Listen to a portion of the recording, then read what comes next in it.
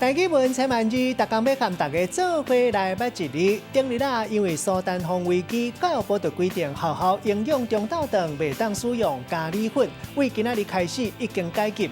另外，有真侪人早起时爱啉咖啡讲是非，今仔日要甲大家小解这一字，就是咱生活中常常讲会到的咖，咖啡的咖，读歌仔咖第一条。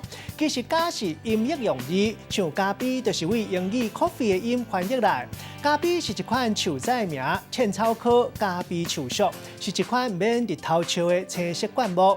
本来是出现伫东非伊索比亚，现主时种植热带地区，差不多4公尺到6公尺悬。枝是对生也是轮生，也个有叶仔是对生，叶数就是两形或者是尖形。成色的时是黄色或者是球仔色、红色，有2粒籽。籽是咖啡原料，烘干了后就会当用做幼粉来冲来啉，有健胃也个互神经痛调的效果。另外，还有一个词，读做咖喱莲螺，本来是讲要搬咖喱鱼进前的锣鼓声，代表讲鱼要起鼓。换句来讲，就是代志要开始。带大家做伙来小解这2个词。头一个读做咖喱，这嘛是为英语翻译来，是一款香料、调味料，用胡椒、姜，也个有番薯啊、花香、陈皮做的，黄色、香香咸咸。日本、印度出产的咖喱拢正出名。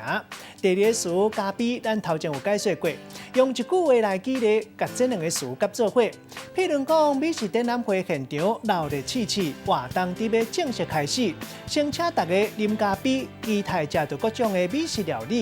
其中煎猪排咖喱饭，互人敢若看到嘴烂插插的。